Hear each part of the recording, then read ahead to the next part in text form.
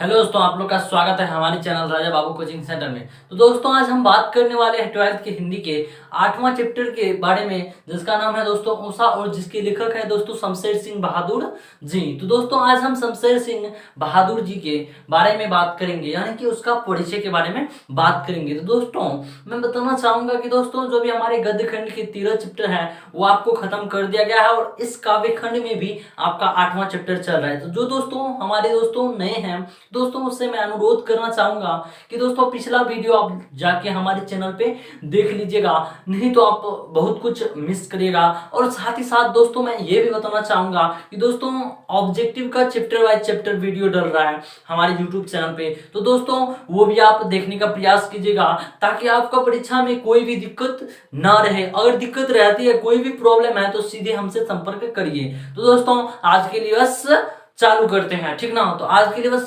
चालू कर रहे हैं क्लास को। तो दोस्तों आज हम शमशेर सिंह बहादुर जी के परिचय के बारे में जानेंगे इस वीडियो में। तो दोस्तों जो कि काव्य खंड के 8वां चैप्टर है, उषा के लेखक शमशेर बहादुर सिंह या शमशेर सिंह बहादुर, जो भी बोलिए दोनों एक ही बात है। शमशेर सिंह बहादुर बोलिए या शमशेर बहादुर सिंह। आपके बिहार बोर्ड में कभी कभी होता है क्या कि शमशेर सिंह बहादुर दिया जाता है या शमशेर बहादुर सिंह, तो दोनों उसी के नाम है, बस बहादुर कभी बीच में आ जाता है कभी लास्ट में आ जाता है। तो उससे आपको घबराना नहीं है, सब सब शुरू का देखना है कि शमशेर है ना और शमशेर बहादुर सिंह है, तो यानी कि शमशेर बहादुर सिंह ही है और क्या।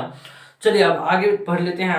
देखिए शमशेर बहादुर सिंह का तो मैंने बता दिया कि कैसे आपको क्वेश्चन रहेगा, या तो शमशेर बहादुर सिंह रहेगा या नहीं तो शमशेर सिंह बहादुर रहेगा आपके ऑब्जेक्टिव क्वेश्चन में। तो इससे घबराना नहीं है, वही सेम बात है, ठीक ना। चलिए आगे बढ़ते हैं।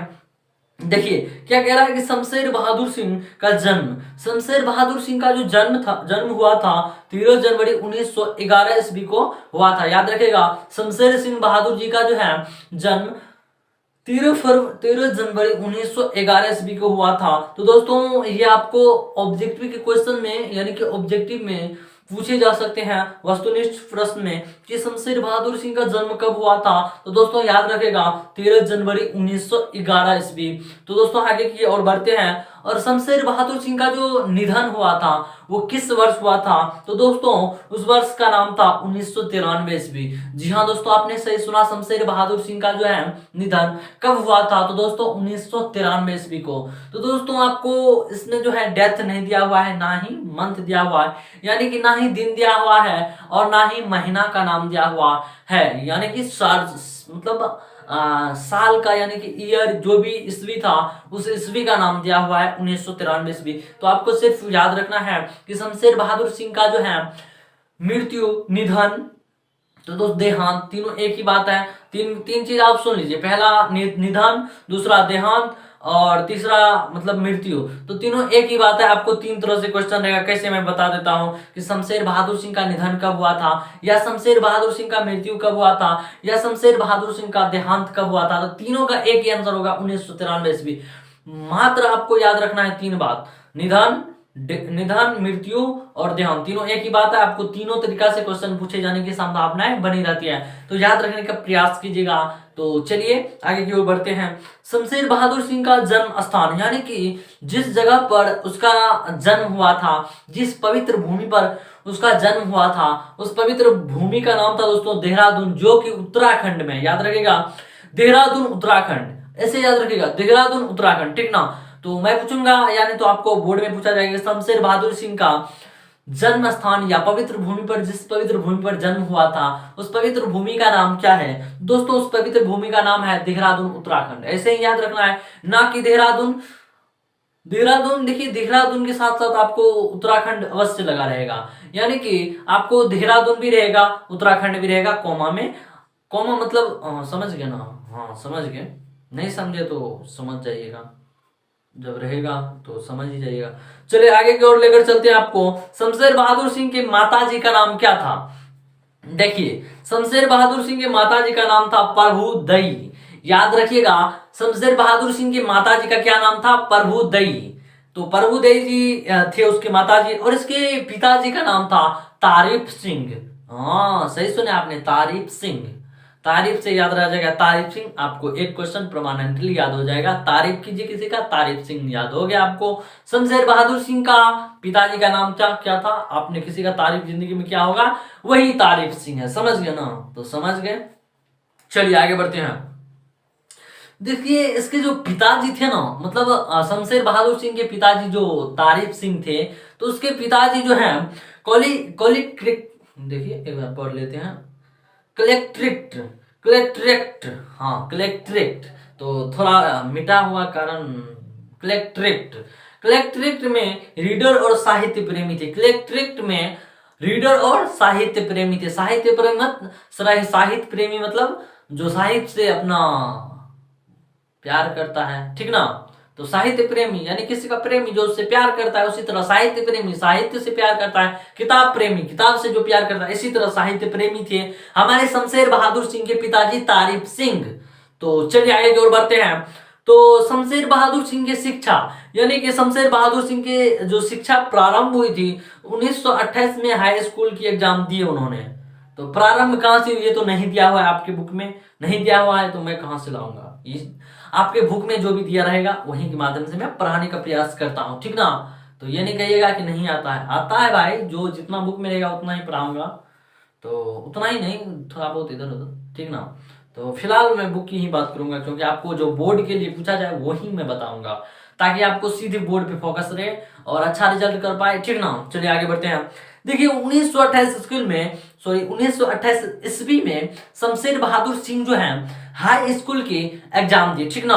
हाई स्कूल के एग्जाम देने के बाद 1931 में इंटर का एग्जाम फाइनल दिए और 1933 ईस्वी में बीए जो कि इलाहाबाद से किए, ठीक ना? ये तीनों आपको याद रह गया। चलिए आगे बढ़ते हैं। 1938 में एमए किया, ठीक ना? 1938 में उन्होंने एमए किए जो कि पूर्वार्ध अंग्रेजी में किए, ठीक ना? मतलब अंग्रेजी माध्यम से किए। जैसे हिंदी में हम लोग पढ़ते हैं उसी तरह वो अंग्रेजी में पढ़ते थे, अंग्रेजी, ठीक ना?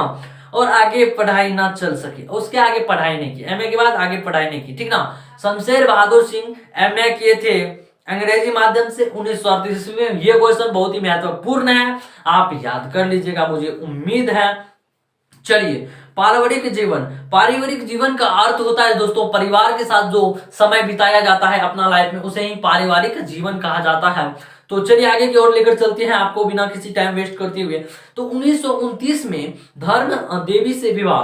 दोस्तों 1929 ईस्वी में शमशेर बहादुर सिंह का जो है शादी हो गया था, यानी कि विवाहित जीवन जीने के योग्य हो गए थे। वो भी उसके पत्नी का नाम था धर्म देवी। याद रखेगा, आपको ऑब्जेक्टिव में पूछे जा सकते हैं कि शमशेर बहादुर सिंह जी के पत्नी का नाम क्या था। तो शमशेर बहादुर सिंह की पत्नी का जो नाम था धर्म देवी था, याद रखेगा धर्म देवी था। और उसके साथ 1929 ईस्वी में विवाह किया था, यानी कि शादी हुई थी। जो भी समझिए, जो भी नहीं समझना है, जितना बोल रहा है उतना समझना है, ठीक ना? 1933 में पत्नी की मृत्यु हो गई। दोस्तों ये तो दुर्भाग्यवश उनकी पत्नी यानी कि शमशेर बहादुर सिंह की पत्नी जी जो है 1933 ईस्वी में देहांत हो गया, मृत्यु हो गया, निधन हो गया। चलिए आगे की ओर बढ़ते हैं मेरे भाई। फिर परिवार विहीन अनिश्चित जीवन। फिर दोस्तों परिवार के विहीन ही अपना परिवार मतलब तो समझ गए, बाल बच्चा ये सब दिस डैट के, मतलब दिस डैट नहीं, यह हुआ हिंदी पढ़ा रहे हैं, थोड़ा इंग्लिश दिमाग में आ जाता है, तो दिमाग में घुसा आ जाता है, तो कोई बात नहीं है, आपको अच्छा भी लगता है सुनने में। तो दिस डैट यानी कि परिवार के साथ अपना जीवन जो है नहीं बिता पाया, और बिता पाया मतलब अच्छा से नहीं रह पाए। तो मतलब और दुर्भाग्यवश बोलिए उसकी पत्नी की डेथ होगी 1933 ईस्वी में। और उसके बाद जो है मेरे भाई उसकी जो है मतलब पारिवारिक जीवन से बहुत दूर चले जाना पड़ा। तो समझ ही गए होंगे दुर्भाग्यवश की बात है, लेकिन शायद आपके साथ नहीं हो, मैं तो यही कामना करूंगा। अपना लाइफ तो अभी कुछ जिया नहीं, कुछ बता सकते नहीं, तो कुछ आगे सोचने की जरूरत नहीं मेरे भाई। देखिए अब जितना सोचेंगे उतना ज्यादा गहरा आप चले जाएंगे। देखिए किताबी नॉलेज ही नॉलेज नहीं होता है, याद रखिएगा मेरे भाई। कुछ संस्कार भी हुआ करते हैं, और साथ ही साथ आप अच्छा बनने की प्रयास कीजिए। देखिए दुनिया में वो भी जीता है जो बुरा है, जो भी अच्छा है वो भी जीता है। बस शर्त है कि आप अच्छा से रहेंगे, अच्छा से रहेंगे तो आपका एक अलग ही इमेज बनेगा, ठीक ना? और बुरा से रहेगा तो जानते हैं बुरा लोग का कब क्या होगा कहना मुश्किल है। फिलहाल हम तो अच्छे हैं, आपको भी बोलेंगे अच्छा बनने के लिए, आपकी इच्छा जो बनिए। तो चलिए जो बनिए नहीं बनिए वो तो बाद की बात है, फिलहाल पढ़ रहे हैं और पढ़ाई करिए, अच्छा एक स्टूडेंट बनिए, अच्छा एक छात्र बनिए, दोस्त बनिए, भाई बनिए, जो भी बोलिए। चलिए मैं पढ़ा रहा हूँ, चलिए आगे पढ़ते हैं। फिर परिवार विहीन अनिश्चित जीवन, मतलब समझ गए ना। तो ये तो मैंने समझाया कि परिवार के बिना ही उसको जीना पड़ा, तो जीना पड़ा। उसके विरीति देख लेते हैं कि उन्होंने क्या क्या अपना विरीति लिखी पढ़े जो भी किए। चलिए आगे देखते हैं। देखिए रूपाब, रूपाब कहानी माया नया साहित्य, नया पथ एवं मनोहर कहानी के संपादन कार्य से जुड़ो। देखिए संपादन कार्य का अर्थ होता है जैसे फोटो वगैरह सब एडिट करते हो ना, तो उसी तरह होता है संपादन। संपादन को ही इंग्लिश में कहा जाता है एडिट। तो अब तो आप समझ गए होंगे। तो दोस्तों रूपाब कहानी इस सब का जो नया साहित्य सब का जो था, उन्होंने मतलब जो है संपादन किया, एडिट किया। तो एडिट किया तो आप समझ गए होंगे, उसमें सुधार किया, उनको अच्छा बनाने का प्रयास किया। तो चलिए उर्दू हिंदी कोश का भी संपादन किया, ठीक ना। और 1981 से 1985 ईस्वी के बीच प्रेमचंद सृजन पीठ विक्रम विश्वविद्यालय उज्जैन का अध्यक्ष रहे, और अध्यक्ष भी रहे कौन से विश्वविद्यालय के, विक्रम विश्वविद्यालय की, ठीक ना। याद रखिएगा कि शमशेर बहादुर सिंह जो है प्रेमचंद सृजन विक्रम विश्वविद्यालय के अध्यक्ष भी रहे, ठीक ना। चलिए आगे की दुनिया में लेकर चलते हैं। देखिए दोस्तों शमशेर बहादुर सिंह की यात्रा, दोस्तों उन्होंने एक ही यात्रा किया था जो कि 1978 ईस्वी में सोवियत रूस यात्रा किए थे, ठीक ना।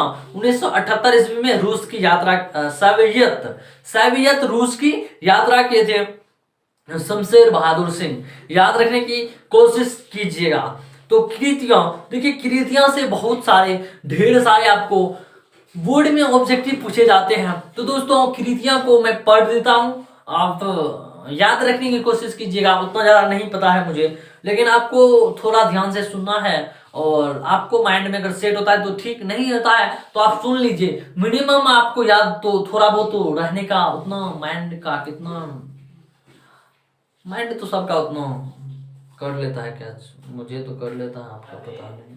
तो चलिए आगे लेकर चलते हैं। कृतियां, दोस्तों कृतियां जरा गौर से सुनने का प्रयास कीजिएगा। देखिए 1932 से 1933 में लिखना शुरू किया।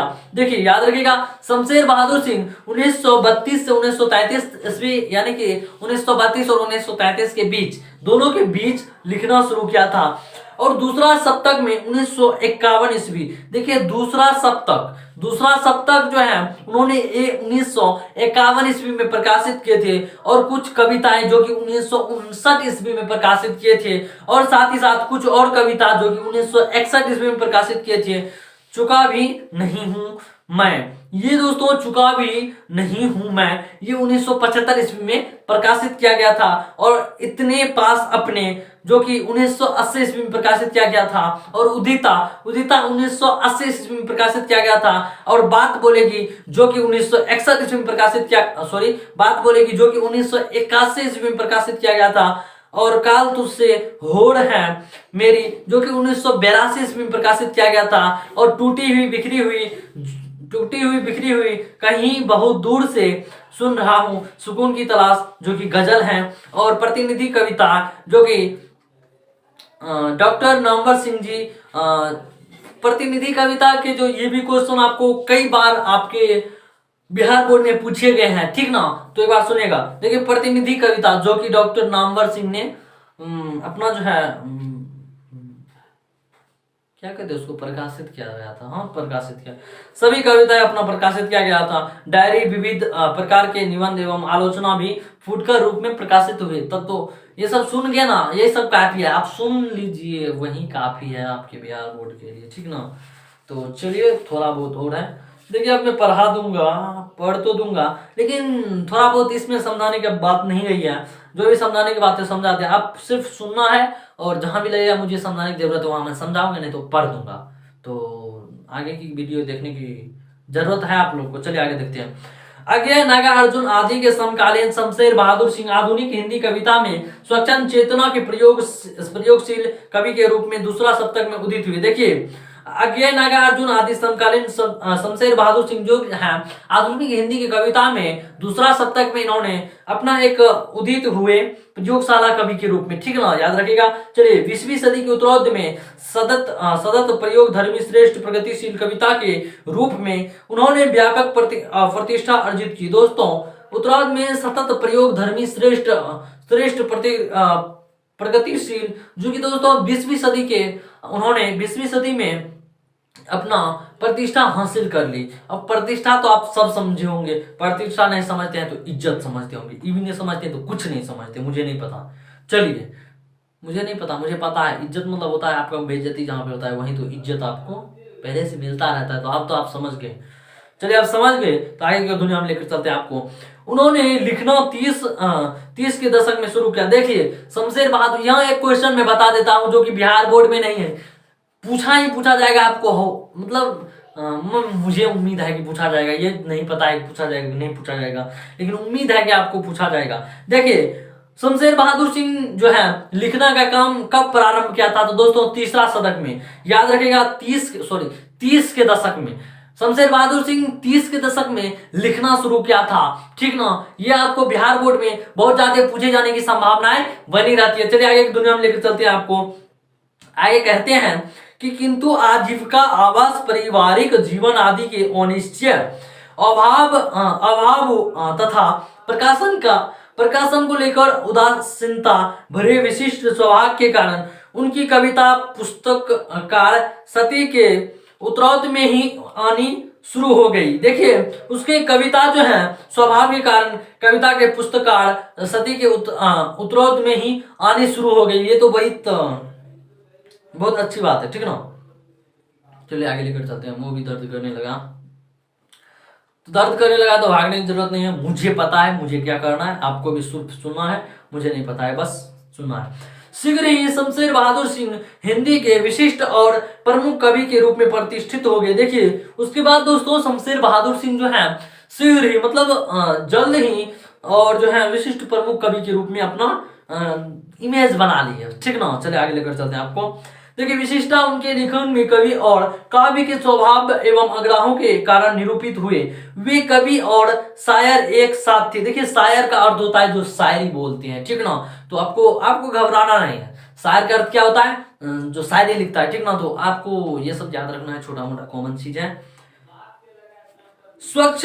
स्वच्छतावाद, प्रगतिवाद, प्रयोगवाद, नई कविता तथा वस्तुवादी यथार्थवाद और कालावादी रूपवाद, इन सब का एक ऐसा विलक्षण घोल उन्होंने अपना सृजनात्मक में तैयार किया जिसमें इन सब सीमाएं नहीं शक्ति सक्रिय और मुखरित हुई। हिंदी और उर्दू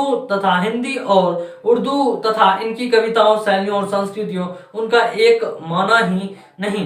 देखिए हिंदी और उर्दू का जो कविता था ना उन दोनों को एक नहीं माना हमारे शमशेर बहादुर सिंह जी, और जाना और अनुभव किया, और उन दोनों को एक ही नहीं माना, जाना और अनुभव भी किया, ठीक ना। चलिए आगे लेकर चलते हैं। कवि के लिए दोनों दो नहीं एक थे। देख सॉरी दोस्तों यहाँ पे कुछ और दिया हुआ है। चलिए देखिए कवि के जो लिए थे हिंदी और उर्दू कविता दोनों एक ही समान थे, थोड़ा जो है ना कुछ अलग लैंग्वेज में दिया था इसीलिए। तो क्या देखिए हिंदी और उर्दू शमशेर बहादुर सिंह के लिए एक ही कविता थी, ठीक ना। कवि के लिए दोनों एक ही थे, ठीक ना। दोनों एक ही कविता थे, ठीक ना। इसी रूप में शमशेर के यहाँ उनकी अभिव्यक्ति भी होती है। भेद है सिर्फ शैली का, ऊपरी भीतरी एकता अखंड और आक्षुणिक है। उर्दू काव्य और आधुनिक हिंदी काव्य की विरासत की उन्होंने मिजाज, रंग, स्वर, लय और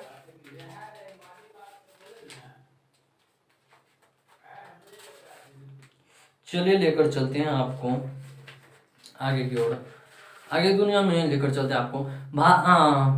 भांगिमाओं के साथ अपनी खास संवेदना और कल्पनाशीलता के सहारे अपने ढंग से आत्मसात किया, और उनके समकालीन जहां छायावाद से खुद का विलांगाने और अलग अलग थगल विशिष्ट दिखने के प्रति आग्रहशील रहे, वहां शमशेर ने ही संधान में निराला और पंत दोनों को साधा, और कविता, चित्र, संगीत, नाटक, नृत्य, मृत्यु आदि विविध कलाओं के सृजनात्मक प्रभाव उन्होंने अपनी कविता की स्वायत्त जमीन और शर्तों पर ग्रहण किए और स्थानीय और स्वभाव्य क्षणिक और सनातन जटिल और सरल ठोस और वायवीय मृत्यु और अमूर्त अमूर्त ऐन्द्रिय और आध्यात्मिक तमाम तरह के विरोधों को अपनी विलक्षण वस्तु विधान और ऐन्द्रिय स्पर्श के साथ कल्पना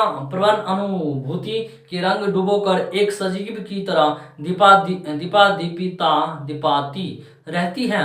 और ऐसी चुनौती जिसे नजरअंदाज करना मुश्किल हो, वे कई पाठकों में भी अक्सर निशेष नहीं होती और उनमें कुछ चमकता रह जाता है जो अर्थपूर्ण प्रगति होता है।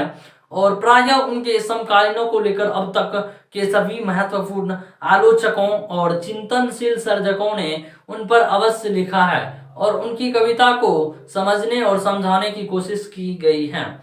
वे कवियों के कवि कहे जाते हैं। शमशेर बहादुर सिंह, यहाँ से एक छोटा सा ऑब्जेक्टिव निकलता है कि शमशेर बहादुर सिंह डैश कहे जाते हैं, तो याद रखिएगा कवियों के कवि कहे जाते हैं।